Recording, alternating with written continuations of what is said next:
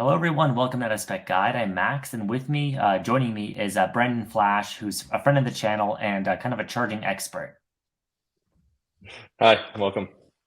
So Brandon, you have a ton of great kind of nerdy in-depth videos on your personal channel about charging, and obviously that's the industry you work in. But we want to kind of make this hmm video today to talk about slow charging, which is sometimes not something you plan for. Now, there's kinds of slow charging that are good, right? The kind you do at home, ideally every night in an EV. But let's say you're on a road trip. Let's say you need to get a lot of juice quickly. You're wondering, why am I not seeing the marketed range my vehicle should be getting? Like a lot of manufacturers, for instance, will say, oh, this car can get 200 miles of range in 10 minutes or some arbitrary, fact like that.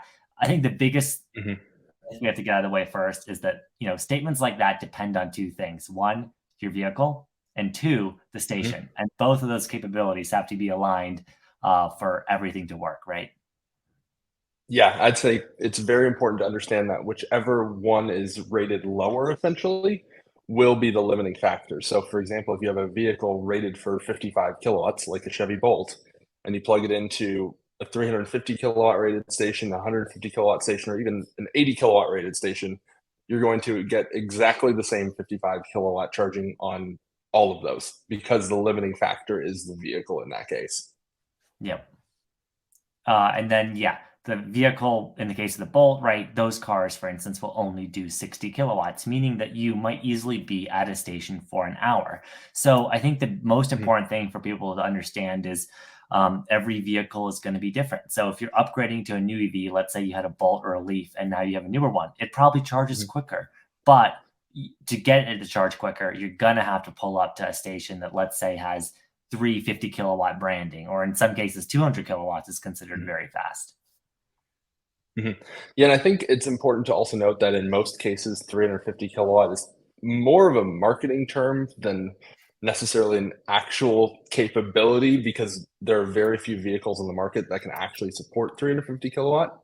However, the common denominator typically on those 350 kilowatt units is that they can deliver the full 500 amps of the CCS protocol, at least as of today.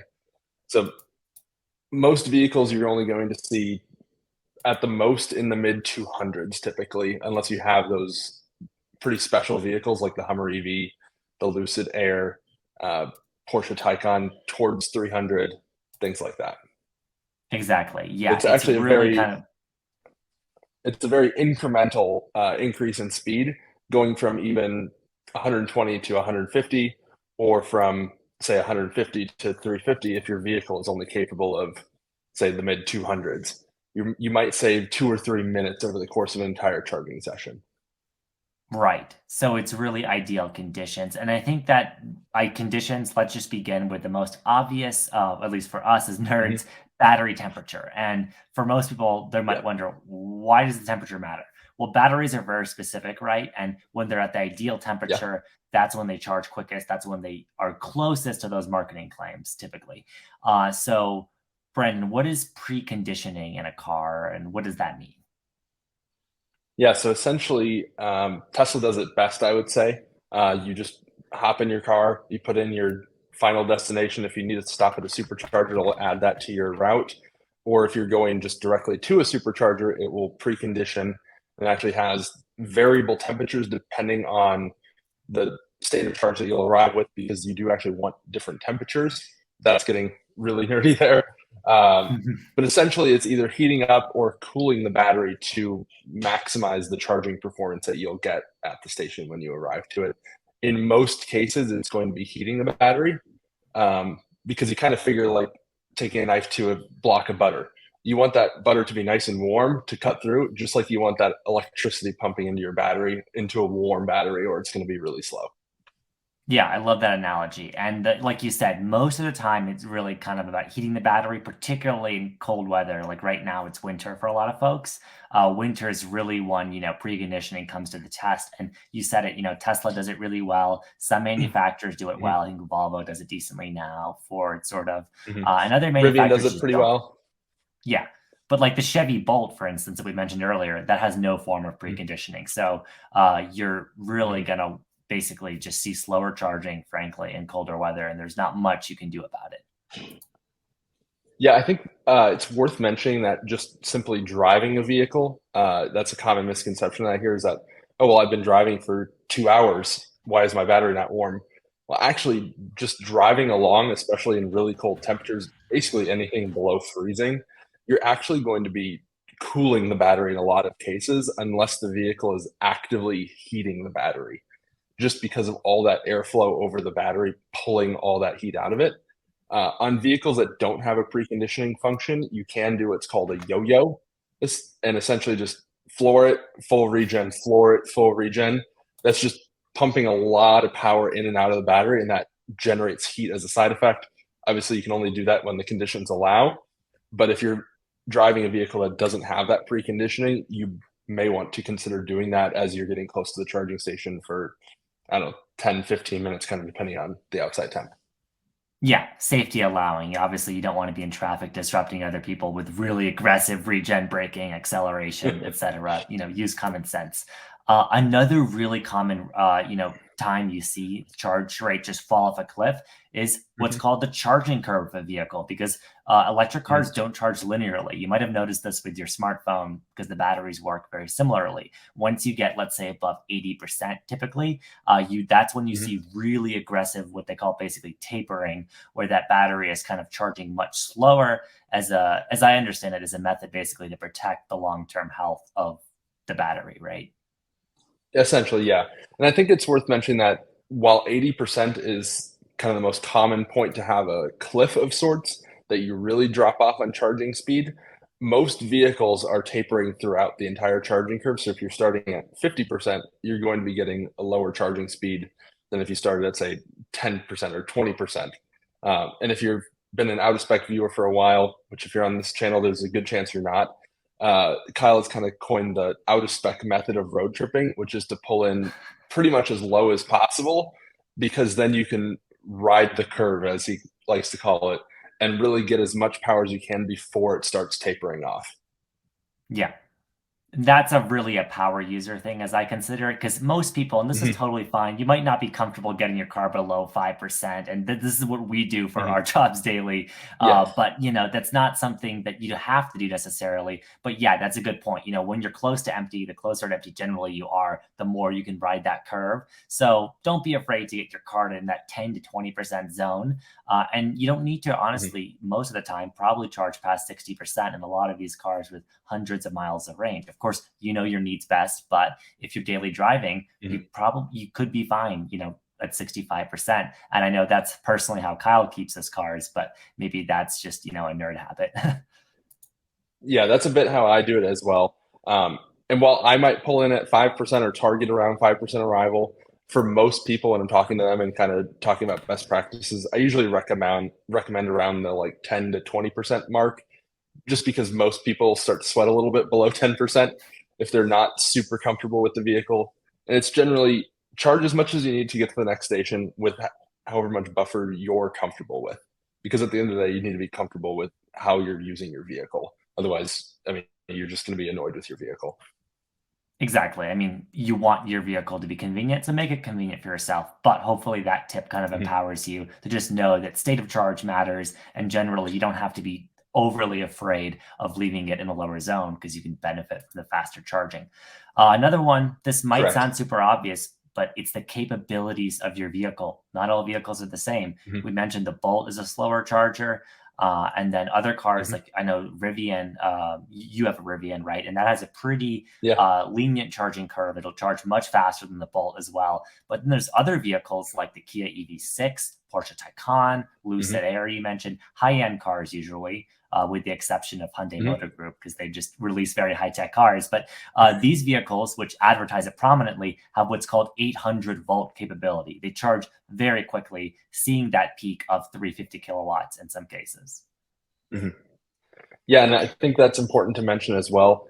Think of the voltage kind of as the flow rate. Like if you had a garden hose, it's how fast that water is flowing through, whereas the current is how big that hose is.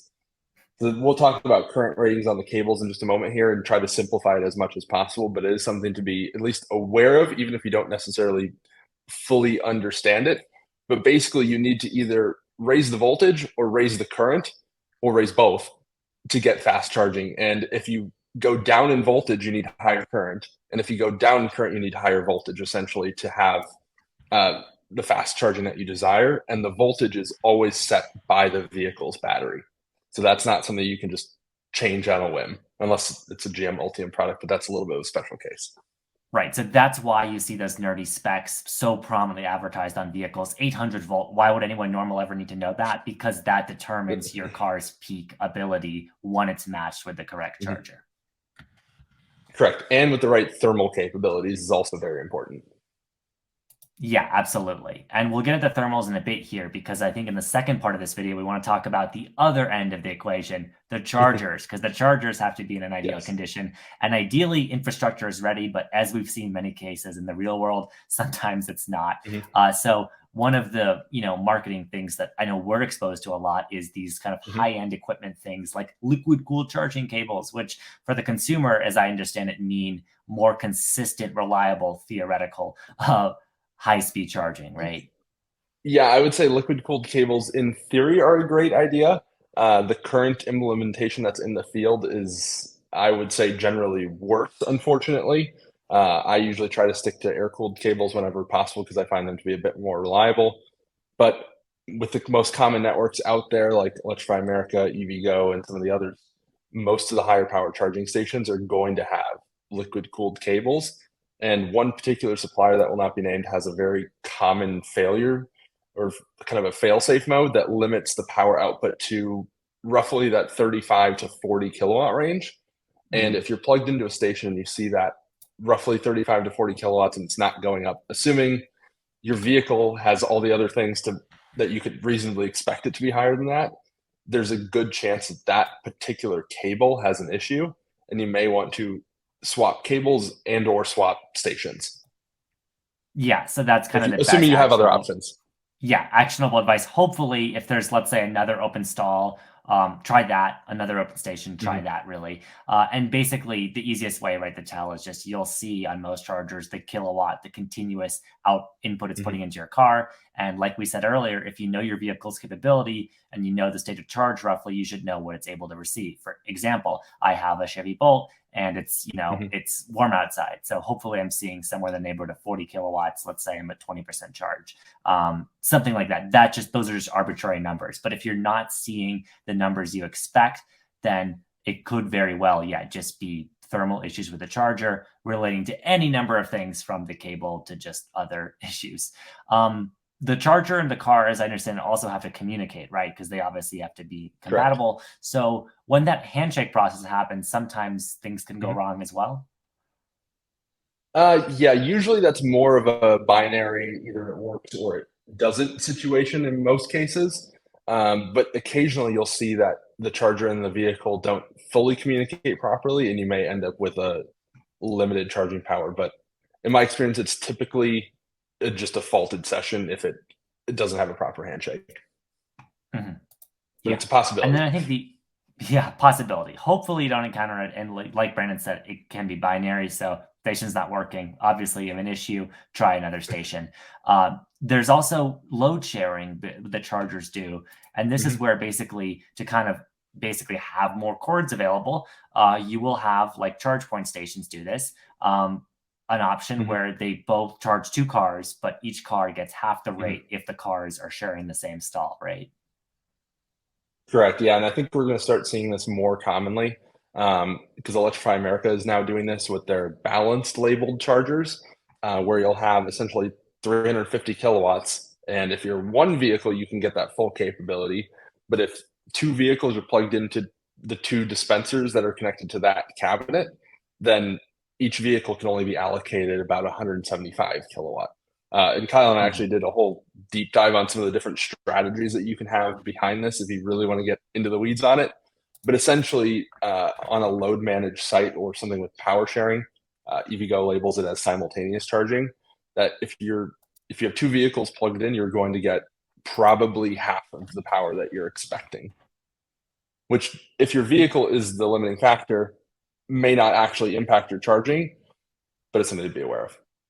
Exactly. It's going to basically half the theoretical output of what that charger can provide. If it meets your vehicle's maximum, still great. But that's just another thing to note. And so the most common way to avoid any issue, at least on the charger end of things, is to basically use ideally the network app. Let's say it's Electrify America. They have their own app, ChargePoint, EVgo. There's apps for every one of those stations. We'll have videos on this channel later kind of exploring those apps, how to even install them and set them up. But there are also services like what's called PlugShare, which can basically, it's a crowdsourced network of reviews for each charger. And we've had some issues with this sometimes where it over-reports success of chargers. But generally, let's say you see a station and it has like a low PlugShare rating, or like in this case, a repair status, you'll know to avoid it. Yeah, and I would say it's also worth looking at the actual reviews anytime you're looking on there, because we've had some interesting exchanges with PlugShare on their logic behind the score itself. But I think if you look at the actual check-ins and what people have written, that usually gives you a pretty good idea of how the station is going to perform for you. And hopefully people have left pretty decent notes of, hey, this station works at full power, or this one was half powered, things like that. And I think a lot of the kind of power users kind of add the really detailed data in here. But even if you're more of a novice EV driver, even just checking in as a, yay, it worked, no, it didn't work, kind of more binary check-in, that's still very helpful to other EV drivers on the road. And we couldn't be talking about station reliability without also talking about Rate Your Charge, which hopefully will become more than just a Twitter feed in the future, to be a little bit more useful for looking at that data ahead of time versus just a feed. But that has a lot of very real-time data from drivers like myself out using these stations and reporting on them from the field.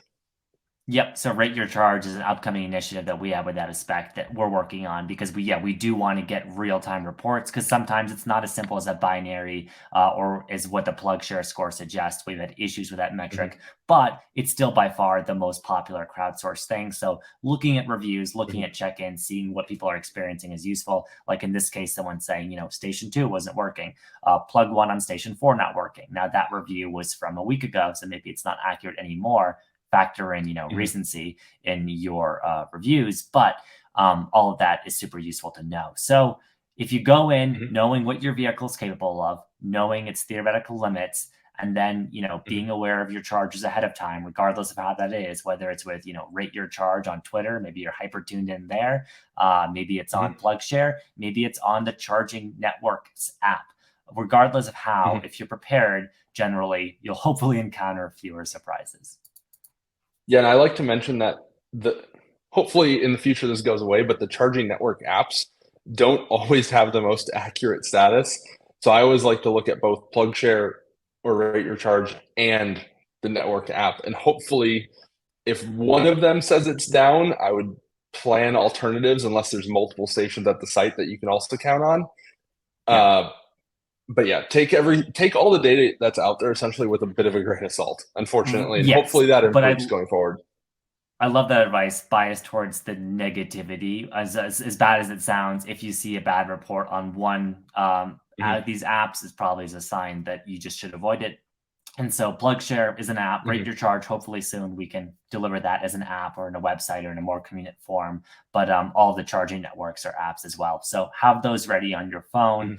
Be ready to consult those sources. So that's basically a hopefully not too in the weeds guide of just what are the most common issues when you're public charging, why you might be seeing those slower speeds. Is there anything else you kind of wanted to add on to this, Brandon?